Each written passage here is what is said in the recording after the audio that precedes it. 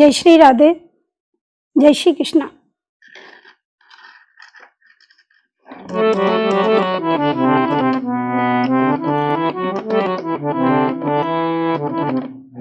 श्रीमन्महागणाधिपतये नमः। उमा महेश्वराभ्यां नमः। श्री गुरुचरणकमलेभ्यो नमः। श्री परमात्मने नमः। सच्चिदानंद रूपाय विश्वोत्पत्त्यादि हेतुवे तापत्रय विनाशाय श्री कृष्णाय वयं नमः। लोकाभिरामं रणरंगधीरं राजीव नेत्रं रघुवंशनाथं कारुण्यरूपं करुणाकरन्तं श्रीरामचन्द्रं शरणं प्रपद्ये।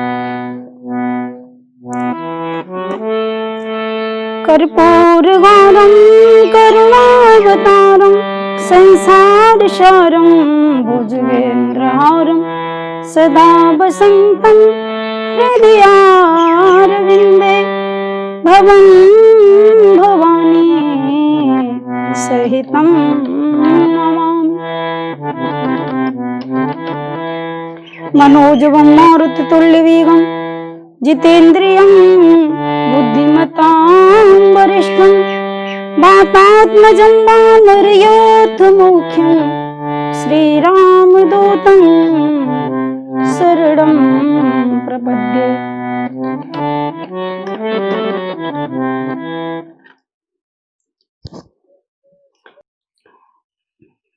सभी लोगों को भगवान को जब भी देखो तो संत की दृष्टि से देखो।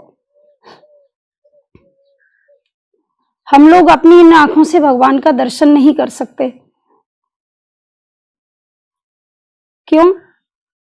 हमारी आंखों में इतनी क्षमता नहीं है कि हम परमात्मा का दर्शन कर सकें। संसार को देखने के लिए ये नेत्र हैं, परमात्मा को इन नेत्रों से पहचाना नहीं जा सकता। यदि भगवान को पहचानना है, भगवान को देखना है, तो आप किसी संत की दृष्टि से देखें।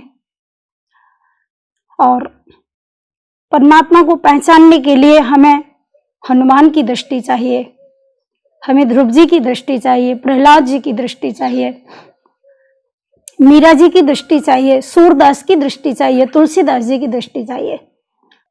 तो भगवान को तभी देखा जा सकता है।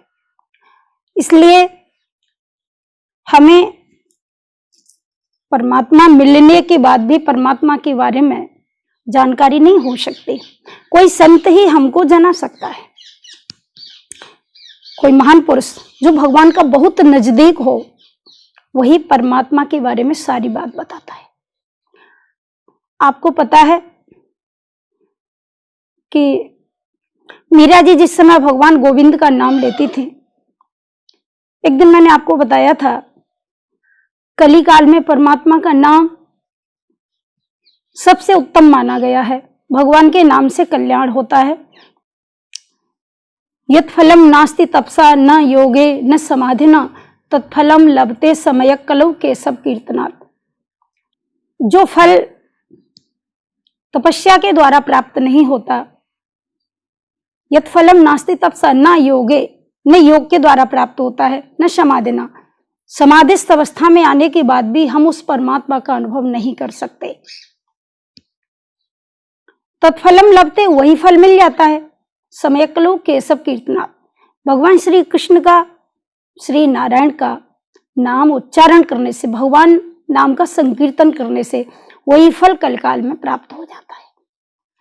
परंतु एक बहुत सुंदर श्लोक आया है भागवत जी में। कितना सुंदर श्लोक है।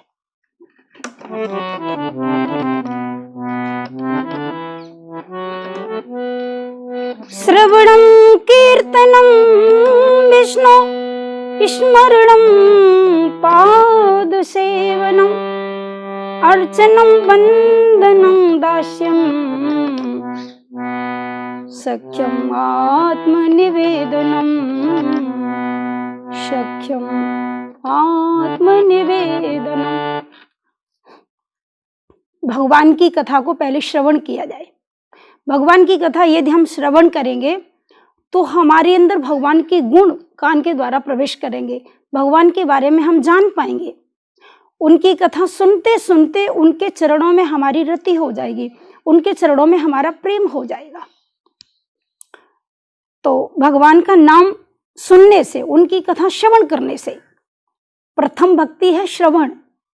गोस्वामी तुलसीदास बाबा ने श्री रामचरितमानस में जहां माता शबरी के प्रसंगों को वर्णन किया है, उसमें साक्षात भगवान ब्रह्म होने के बाद नर रूप में आए प्रभु श्री राम मर्यादा पुरुषोत्तम, और उन्होंने बहुत सुंदर सबरी जी को नवदा भक्ति का उपदेश किया है। सबरी बिल्कुल पड़ी नहीं थी, चरणों में गिर के प्रणाम किया और कहा, भगवान मैं आपकी स्तुति नहीं कर सकती। क्यों? मुझे ज्ञान नहीं, मुझे कुछ ज्ञान नहीं,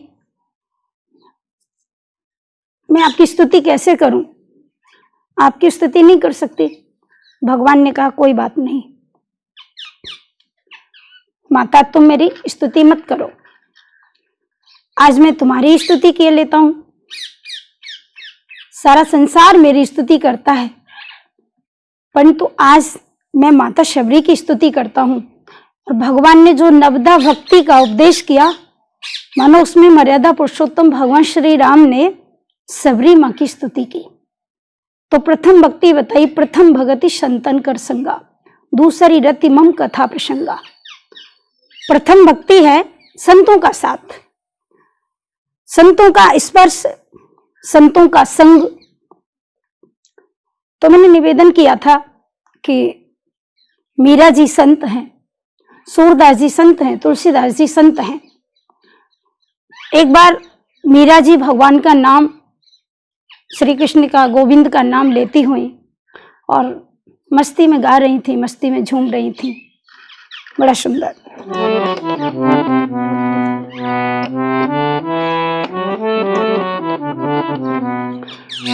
पायो जी मैं तो राम रतन धन पायो, पायो जी मैं तो राम रतन धन पायो, पायो जी मैं तो राम रतन धन पायो।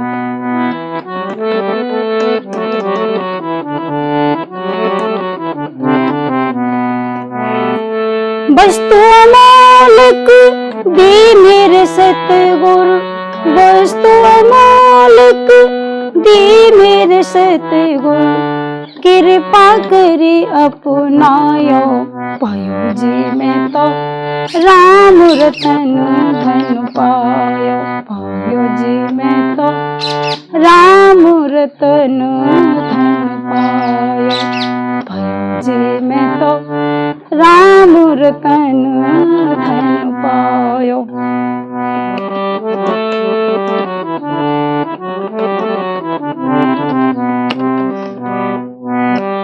खर्च न खूटे चोर न लूटे, खर्च न खूटे चोर न लूटे, दिन दिन बढ़त सवायो, दिन दिन बढ़त सवायो, पायो जी मैं तो राम रतन धन पायो, पायो जी मैं तो राम रतन धन पायो। मस्ती में गा रही थी, बेशुद्ध होके गा रही थी, भाव में गा रही थी। उसी समय एक गवैया जी आ गए, बहुत बड़े संगीतकार थे जिनको स्वर का बोध था, बहुत अच्छा संगीत गाते थे, बजाते थे। उन्होंने जैसे मीरा जी को देखा, तो मीरा जी गा रही थी बड़े भाव में, उन्होंने जैसे ही मीरा जी को देखा तो मीरा जी से कहा, मीरा कितना सुंदर पद, कितनी सुंदर पंक्ति पर बेसुरी गा रही हो, आपको स्वर का बोध नहीं? अरे जरा राग से गाइए। मीरा जी ने जब सुना तो उन गवैया जी को जवाब दिया, कोई बात नहीं, आप कहते हो कि राग से गाइए, पर दुनिया वालों को यदि मैं सुनाऊं तो मुझे राग से गाना पड़ेगा, पर जो मेरा गिरधर गोपाल है ना, वो राग से प्रसन्न नहीं होता।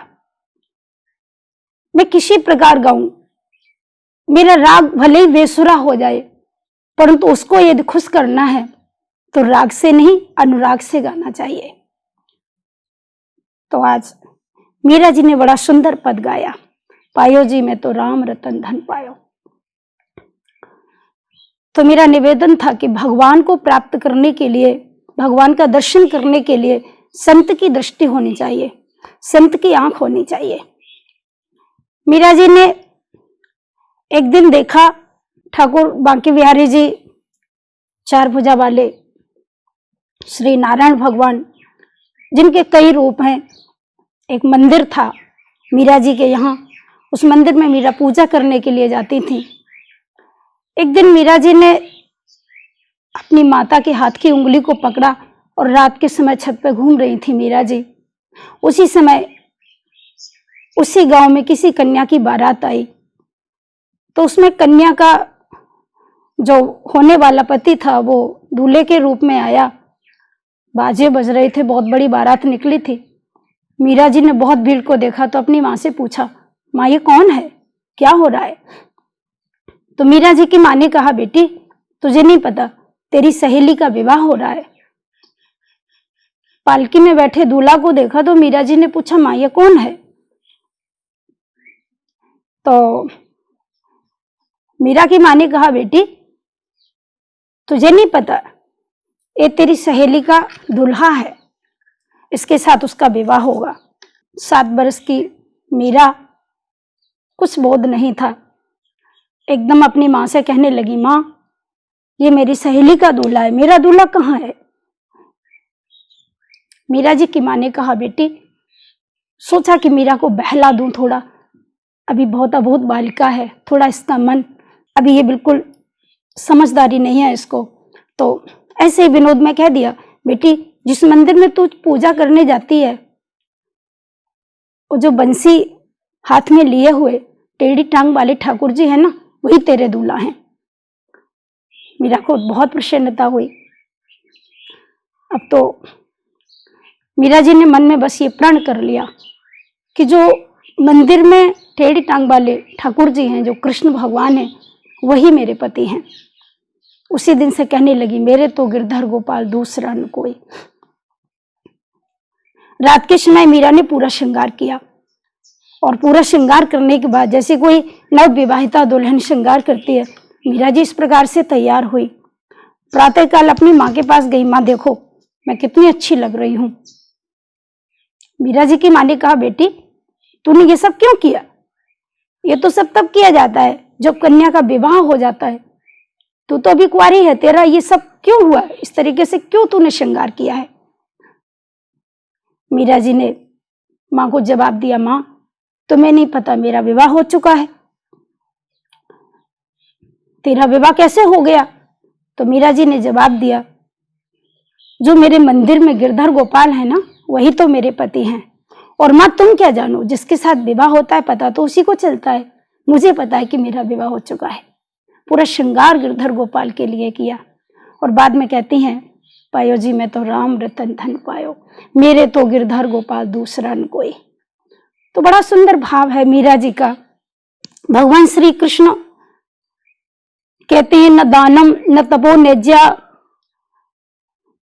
न शौचम न व्रतानि च प्रियते मलया भक्त्या हरिर अन्यद विडंबनम। ये प्रहलाद जी ने बड़ा सुंदर श्लोक भागवत जी में कहा है। भगवान न दान से प्रसन्न होते हैं, न व्रत से प्रसन्न होते हैं, न साधना से प्रसन्न होते हैं। जो निर्मल मन जन सो मोय पावा, मोय कपट छल छिद्र न भावा। भगवान का स्वयं का ये वचन है, जिसका मन निर्मल होता है वही मुझे प्राप्त कर सकता है, उसी को मैं प्रेम करता हूँ। तो भाव में जो संत डूबे रहते हैं, जो मेरा एक ही निवेदन था कि संत की पहचान कैसे होगी, संत की पहचान किस प्रकार से हम कर पाएंगे, ये संत हैं या नहीं। तो संत की एक ही पहचान है, जो बाहर से तो संसार से जुड़ा रहे और जो अंदर से भगवान से जुड़ जाए। मन जिसका भगवान में जुड़ा रहे, शरीर जिसका संसार में बना रहे, वही संत है। ऐसे संतों के चरणों में प्रणाम करना चाहिए, ऐसे संतों से हमें आशीर्वाद लेना चाहिए, तभी हमारे ऊपर ठाकुर जी कृपा करेंगे। जय श्री राधे, जय श्री कृष्ण।